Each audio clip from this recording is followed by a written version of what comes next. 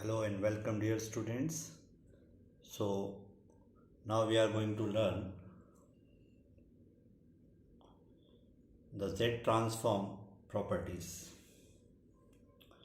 Z transform properties. Okay. So the topic is Z transform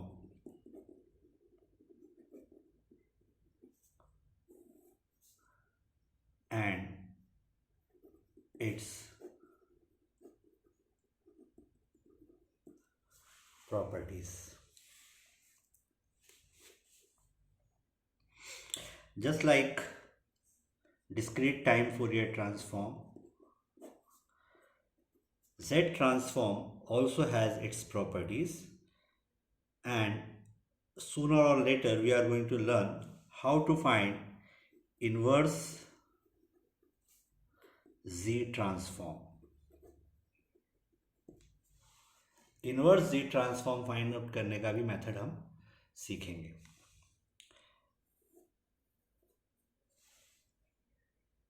So before we go into the inverse Z transform method, let us learn what are various Z transform properties. The first property and the foremost property is called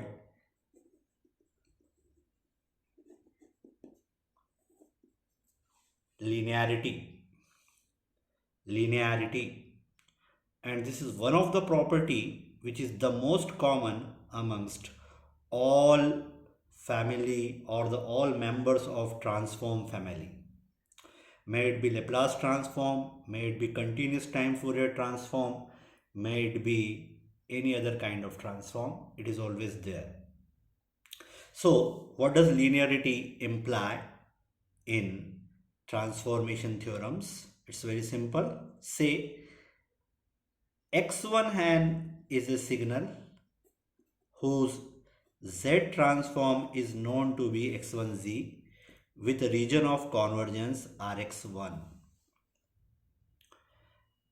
remember मैंने आपको बताया था जो reason of convergence होता है जिसको हम Rx से डेजिग्नेट कर रहे हैं, ये one of the three types में से होता है.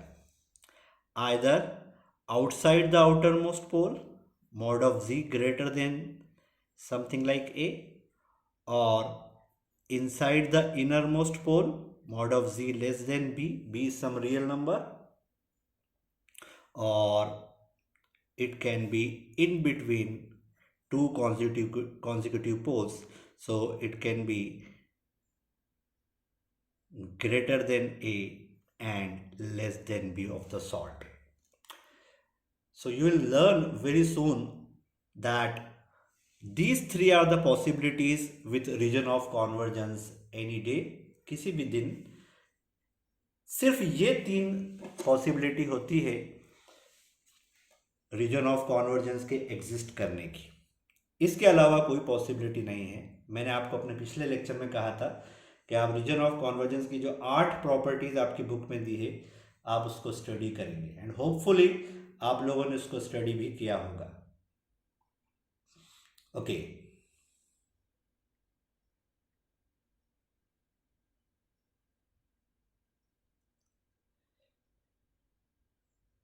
तो पहली प्रॉपर्टी में हम देख रहे थे x1n है और जिसका z ट्रांसफॉर्म x1z है, Rx1 रीजन ऑफ कॉन्वर्जेंस है.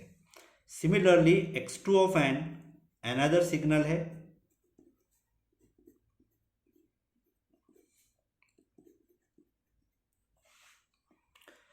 जिसका रीजन ऑफ कॉन्वर्जेंस Rx2 है और नॉन z ट्रांसफॉर्म x2z है. लीनियरिटी इंप्लाई करती है प्रिंसिपल ऑफ सुपरपोजिशन को. इट सेज दैट से x3 of n has been constituted or composed out of these two signals, something like alpha x1 of n plus beta x2 of n. When alpha beta are some constants, maybe some complex constants as well. Then we want to know whether or not x3 of z can be calculated. So according to this principle, if x3 of z can be proved to be alpha x1 of z plus beta x2 of z, and if x3z exists, then we can say that the linearity is applicable, but the condition for survival basically depends on Rx1 and Rx2. If intersection of these two regions अगर ये दो conditions में कुछ common property है, common ground है, और वो null set नहीं है, it's not a null set, then you can say that x3z exists, and this property is more commonly known as the linearity of z transform. Linearity of z transform. Now the second property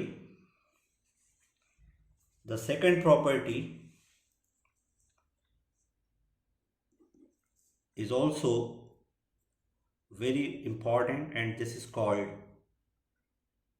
time delay property or shift property.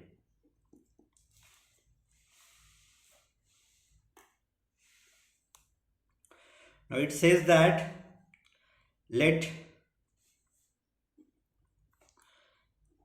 x of n has z transform x of z, x of n has z transform x of z with region of convergence Rx. Rx can be any one of the three possibilities. If the signal is purely right-handed, mod of z greater than a, purely left-handed, mod of z less than b, and if combination of left and right-handed bi-sided है, तो mod of z greater than a less than b. Mind that region of convergence can never include pole, but it can always include zero without any difficulty. So it says that अगर आपने signal को delay करा दिया से x of n minus n0 से, तो z transform में you should be multiplying x of z originally with z to the power minus n, and the region of convergence will be Rx dash. It will be same as Rx with possible, ध्यान से सुनिएगा, with possible addition or deletion of origin or infinity. ये क्या होता है ये अभी अपन समझेंगे.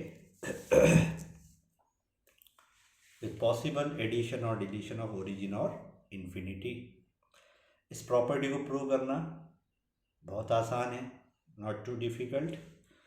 Simply apply your basic formula. x n minus n0 का z ट्रांसफॉर्म होगा sigma n equal to minus infinity to infinity x of n minus n0 z to the power minus n. You can call it x dash of z. The required z transform.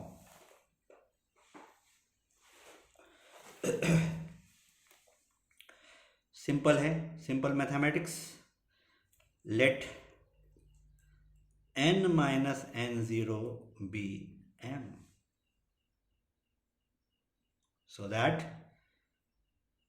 the limits get modified. N0 is a finite positive integer other than 0. You can write limits पे कोई फ़र्क नहीं पड़ेगा, क्योंकि infinity में से कोई finite value घटाओ या जोड़ो इन्फिनिटी ही रहता है। तो लिमिट नहीं बनेगी m equal to minus infinity to infinity, ये x ऑफ m बन जाएगा इसके स्थान पर, और n के स्थान पर आ जाएगा minus, in place of n you can write minus m minus n0। साफ दिखता है कि ये जो काउंटर है या ये जो समीशन है, इसमें m वेरिएबल है, m के अंदर अंदर सारे परिवर्तन हो रहे हैं, तो z to the power minus n0 इसमें से कॉमन निकाल सकते हैं, power of indices. So same thing can be written as taking out common z to the power minus n0, you get sigma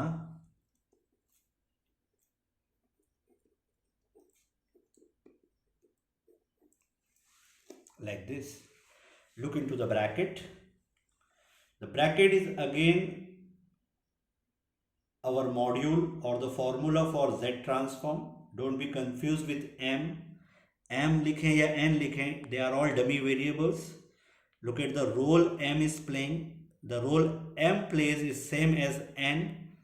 Therefore, this whole bracket can be again written as x of z, and that too multiplied by z to the power minus n0.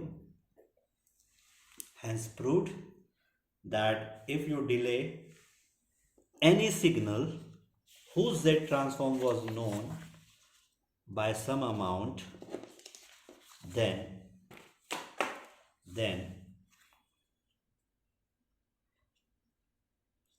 Frequency response या z transform में z to the power minus no की एक term include हो जाती है। अगर n0 positive है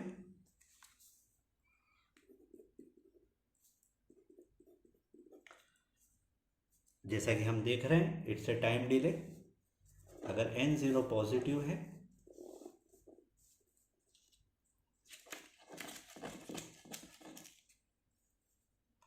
n0 positive है, that means you have inserted, yes, a pole at origin, a pole at origin, क्योंकि z इक्वल टू 0 रखोगे तो इन्फिनिटी आएगा, और पोल भी किस ऑर्डर का, n0 ऑर्डर का। So this is as good as x of z divided by z to the power n0. So this term means that extra poles at origin has been added. तो अब ROC में अगर पहले origin था तो अब origin हट जाएगा, और ओरिजिन नहीं था तो कोई फर्क नहीं पड़ेगा, एंड सो ऑन। तो रीजन ऑफ कॉन्वर्जेंस के शेप पे फर्क नहीं आता है, बस ओरिजिन और इन्फिनिटी पे फर्क आ सकता है। So this is the second property. Now let us take the third property. The third property is just vice versa of this earlier property. इसमें हमने टाइम डिले करा था, अब हम फ्रीक्वेंसी शिफ्टिंग कराएंगे। दैट इज, या तो इसको फ्रीक्वेंसी शिफ्टिंग बोलते हैं, और you can say that this property is also called modulation property.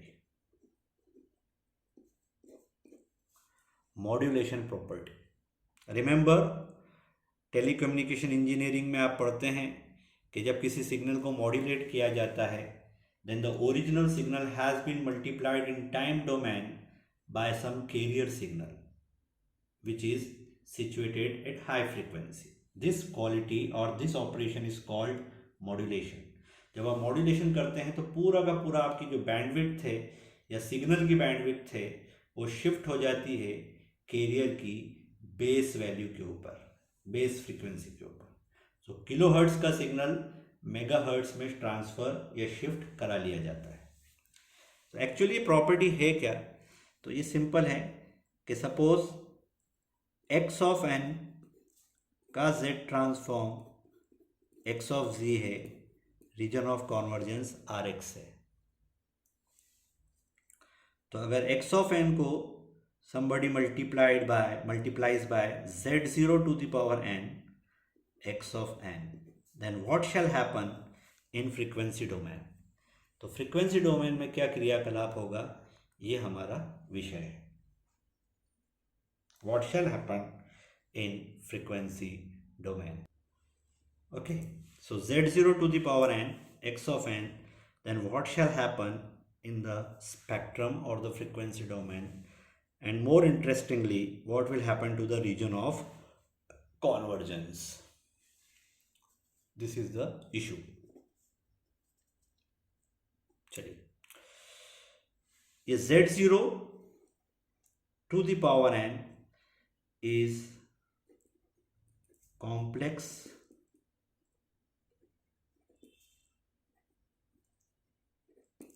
exponential signal. It's a complex exponential signal. So equivalently you can say that this is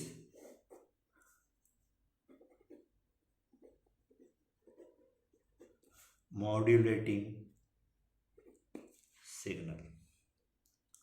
Now let us learn what shall happen. तो हमारा तो वही पुराना prototype है, परिपाटी है. हम formula apply करेंगे ओरिजिनल सिग्नल में. ओरिजिनल सिग्नल में फॉर्मूला अप्लाई करेंगे तो हमको क्या मिलेगा,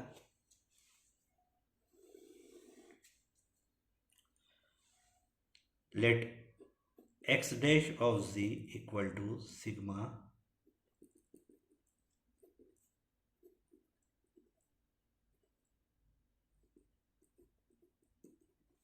ये फॉर्मूला है और इसको सॉल्व करना है. क्योंकि z भी एक कॉम्प्लेक्स नंबर है, z0 एक स्पेसिफिक कॉम्प्लेक्स नंबर है, z वेरिएबल है लेकिन z0 फिक्स्ड है. तो हम इन दोनों को एक साथ ले लेते हैं. इक्वल टू, मैं लिखते जाता हूं, आप समझते जाइए.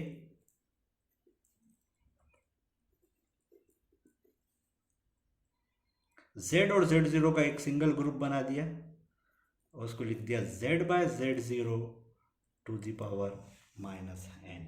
आई hope none of you will find any difficulty in going from this to this. z और z0 को, क्योंकि दोनों सेम ब्रीड के हैं, तो एक साथ मिला दिया एक साथ.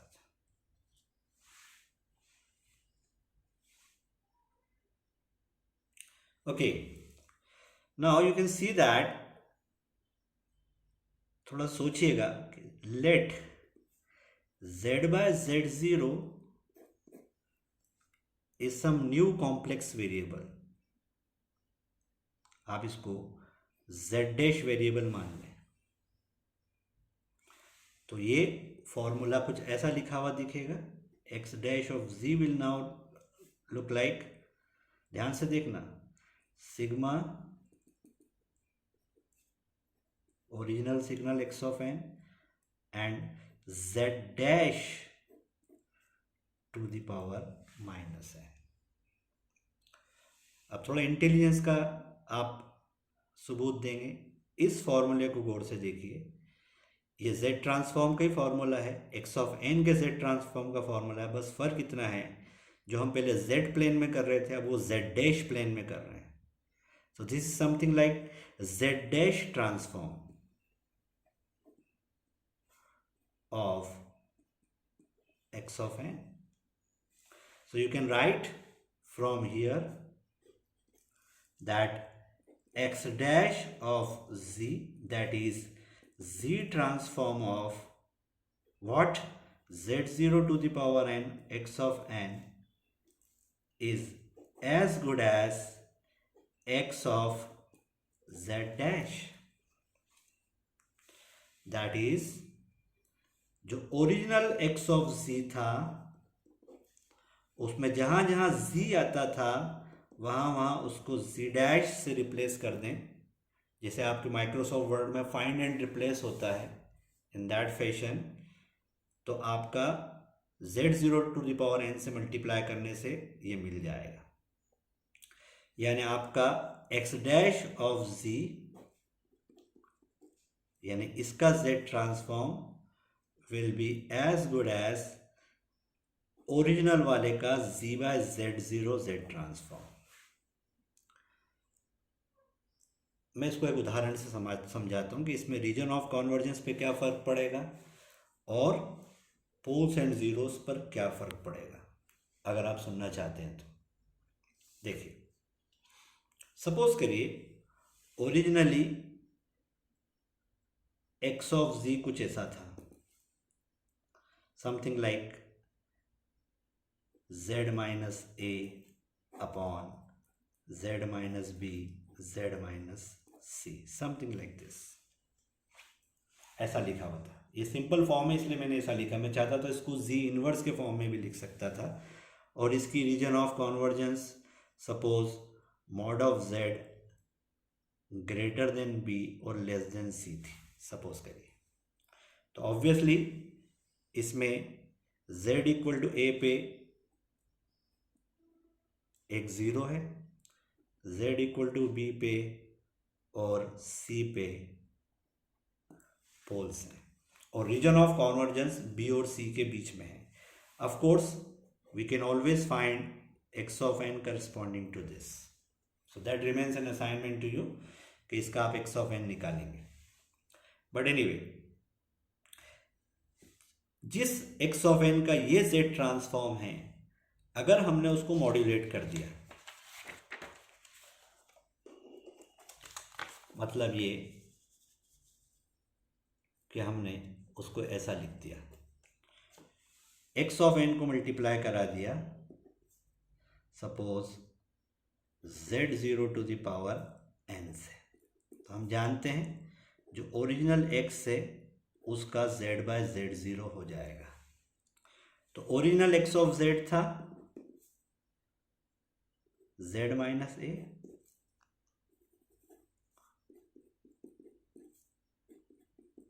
ये था, और रीजन ऑफ कॉन्वर्जेंस था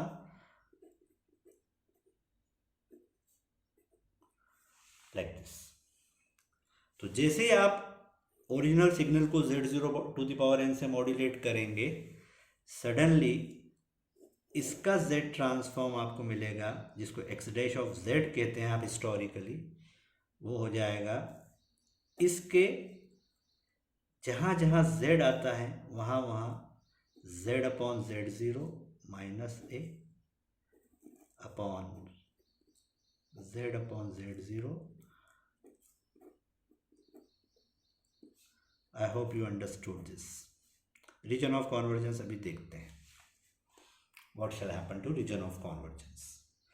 तो आप देखेंगे there is some kind of modification. तो अब फॉर्मूला बन जाएगा, z0 को एलसीएम वगैरह लेंगे तो z minus z0 dot A upon z minus this z minus this, end of course z0 दो बार आया नीचे से कॉमन निकल के, तो ऊपर एक बार z0 बचेगा, बट उसका कोई टेंशन नहीं क्योंकि वो तो एक कांस्टेंट है। यानी यू कैन सी दैट अब जो नया एक्सप्रेशन आया है उसमें जो पोल्स है वो कहाँ चले गए। जो पोल पहले जो ज़ीरो पहले ए पे होता था, अब वो z0 इंटू ए पर आ गया है। So new zero is z0 multiplied by a, and new poles are also shifted moved rather from B to Z0B and Z0C, right? Suppose समझाने के लिए बोल रहे हैं Z0 is a real constant, that is इसका केवल magnitude है, phase 0 है, तब क्या होगा? तब ऑब्वियस बात है Z0 या तो ग्रेटर देन 1 होगा या Z0 लेस देन 1 होगा। अगर Z0 ग्रेटर देन 1 हुआ तो पोल्स और जीरोस सब एक्सपांड हो जाएंगे। से Z0 इज 2 और 3 और 4 और 5 फॉर एग्जाम्पल, एनीवे। तो आपका जो नया जीरो की लोकेशन और पोल की लोकेशन है वो इस Z0 से मल्टीप्लाई होकर शिफ्ट हो जाएगी। अगर Z0 ग्रेटर देन 1 है तो poles and zero diagram expand हो जाएगा बाय द स्केलिंग फैक्टर, और अगर Z0 की वैल्यू 1 से छोटी है तो वो श्रिंक हो जाएगा by the same scaling factor. लेकिन जो पोल जीरो डायग्राम ओरिजिनली था जिसमें ए के ऊपर सपोज एक जीरो है, बी के ऊपर एक पोल है और सी के ऊपर एक पोल है, मोस्ट सिंपल, ये ओरिजिनल जेड प्लेन था। और हमारा जो रीजन ऑफ कॉन्वर्जेंस था वो इन दोनों के बीच बीच था पूरे सर्कल में। तो अब रीजन ऑफ कॉन्वर्जेंस का क्या होगा? ऑब्वियस बात है रीजन ऑफ कॉन्वर्जेंस वैसा ही रहेगा, बस फर्क इतना है कि आपका पोल जीरो प्लॉट एक्सपांड हो गया है तो रीजन ऑफ कॉन्वर्जेंस भी अकॉर्डिंगली एक्सपांड या श्रिंक हो जाएगा, क्योंकि ये पोल आगे बढ़ जाएगा, ये पोल आगे बढ़ जाएगा, ये भी आगे बढ़ जाएगा, दिस ऑल विल एक्सपांड, ये पूरा एक्सपांड हो जाएगा। और Z0 1 से छोटा है तो श्रिंक हो जाएगा। Now alternatively if Z0 is something like magnitude 1 and phase suppose pi by 6, pi by 6 is 30 degree, तो अब क्या होगा? अब जैसे आप Z0 को, जो नया पोल है आपका या नया जीरो है, वो Z0 इंटू ए, Z0 इंटू बी और Z0 इंटू सी होगा। और आप सबको इतना कॉम्प्लेक्स अलजेब्रा आना चाहिए कि जब आप e⁻j π/6 से उसको मल्टीप्लाई करेंगे इन तीनों को, क्योंकि Z0 की वैल्यू फॉर एग्जांपल e⁻j π/6 है, then there will be a rotation, यानी ये सारे पोल्स और जीरोस रोटेट होंगे, रोटेट होंगे, रोटेट होंगे at an angle of suppose π/6। तो ये ए की रेडियस पे यहाँ चला जाएगा, ये बी की रेडियस पे यहाँ चला जाएगा, ये सी की रेडियस पे यहाँ चला जाएगा। और -π/6 होता तो क्लॉकवाइज रोटेशन होता। और अब आप समझ जाएंगे कि अगर Z0 का कुछ मैग्नीट्यूड भी है और कुछ फेज भी है, in that situation our pole zero will expand or shrink and as well as rotate without changing the basic nature of region of convergence. I hope you understood this particular thing.